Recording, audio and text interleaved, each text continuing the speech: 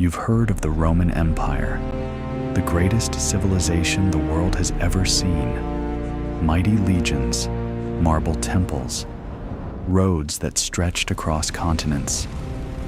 But what if I told you that beneath all that glory, beneath those golden columns and triumphant arches, was a world of poison, madness, secret cults, and crimes so disturbing historians refuse to write about them for centuries? Today, on Ironclad History, we pull back the curtain on the Roman Empire, the dark side, the buried side, the secrets nobody talks about. Stay with me, because once you see what's hidden beneath the marble, you can never unsee it. Let's start with something chilling. In ancient Rome, poison wasn't just a weapon, it was an art form. The Romans had a word for professional poisoners, venefici, and they were everywhere. In 331 BC, centuries before the empire even began, Roman historians recorded one of history's first mass poisoning events. Over 170 aristocratic women were accused of mixing deadly potions and feeding them to their husbands.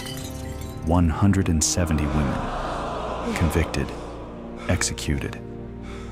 But here's the part that gets darker. The Romans never truly stopped. Fast forward to the height of the empire, and you find a woman named Locusta. She was Rome's most famous professional poisoner, and she wasn't hiding in the shadows. She was employed by the emperor himself. Emperor Nero, one of history's most infamous rulers, hired Locusta to poison his own stepbrother, Britannicus, at a royal dinner table in front of every senator and noble in Rome. The guests watched a young man convulse and collapse, and Nero calmly told them not to worry. It was just an epileptic fit. Nobody dared to say otherwise. Locusta was so valued that Nero gave her a country estate as payment. He even sent her students to teach the next generation of poisoners. Rome didn't just tolerate evil. Sometimes it gave it a salary. You may have heard of the Vestal virgins, Rome's sacred priestesses, guardians of the eternal flame. They were honored, respected, untouchable. But the truth behind their gilded lives was something far more sinister. Girls as young as 6 years old were selected, taken from their families, brought to the temple of Vesta, and told they would serve for 30 years. 30 years. They could not marry, could not leave freely, could not have any romantic relationship. And if a Vestal was ever found guilty of breaking her vow of chastity, the punishment was not a fine. It was not exile.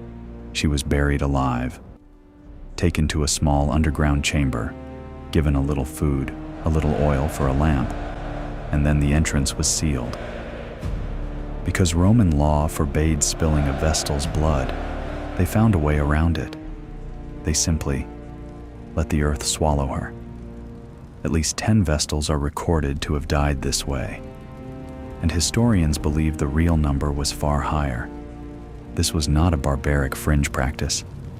This was Roman law, Roman religion, Roman civilization. Now, let's talk about Caligula. Most people know the name. Few know the full horror. Gaius Julius Caesar Germanicus, known as Caligula, meaning little boot, became emperor in 37 AD at just 24 years old. The people adored him at first. He was young, charming, the son of a beloved general. Then something changed, whether it was illness, power, or something darker in his mind.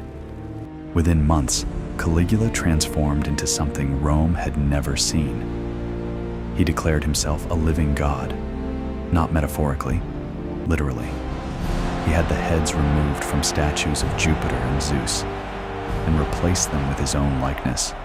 He invited senators, the most powerful men in Rome, to dinner, then spent the evening laughing while he whispered to their wives which of them would die next.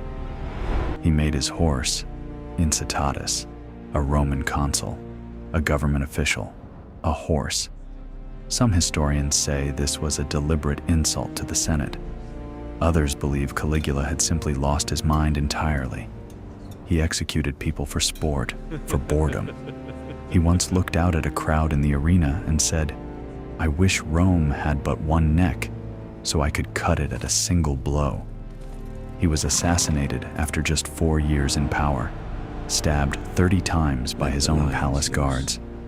Rome had survived wars, plagues, and invasions, but it nearly didn't survive one of its own emperors. Beneath Rome's grand temples and public religion, there was another world entirely. Mystery cults, secret societies that met in underground chambers, performed rituals the average Roman never witnessed, and swore oaths of silence on penalty of death. The most powerful of these was the cult of Mithras. Mithraic temples, called Mithraea, were built underground, deliberately hidden from daylight. They were found across the entire empire, from Britain to Syria to the streets beneath modern Rome. Members went through 7 levels of initiation. Each level demanded progressively more extreme trials. We don't know the full details of their rituals, because the members kept their oath for centuries. What we do know is this: Mithraism was wildly popular among Roman soldiers. The very men who enforced the empire's power were secretly gathering underground, swearing loyalty to a god the emperor didn't control, and the Roman government was terrified of them, because secret loyalty is the most dangerous kind. Everyone knows about the Colosseum, the gladiators, the roaring crowds, the spectacle. But the reality was something history books often soften.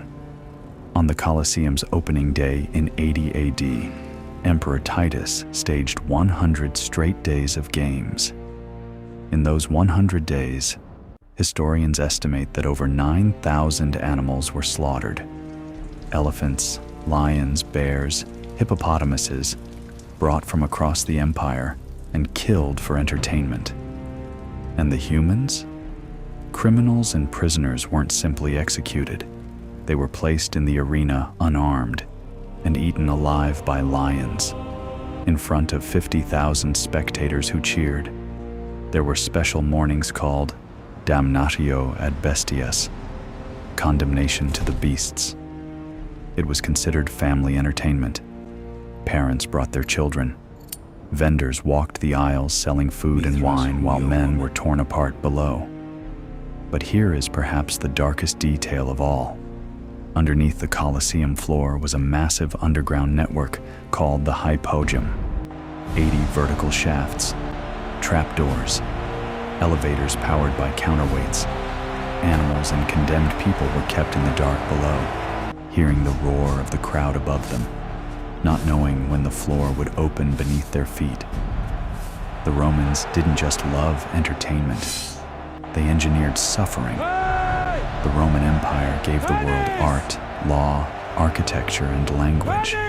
Its influence shaped every civilization that came after it. But it also showed us something else, something every powerful civilization eventually reveals: that greatness and cruelty can exist in the same marble halls, that the same hands that built the Pantheon also sealed women underground, that the same minds that wrote philosophy also cheered at the arena.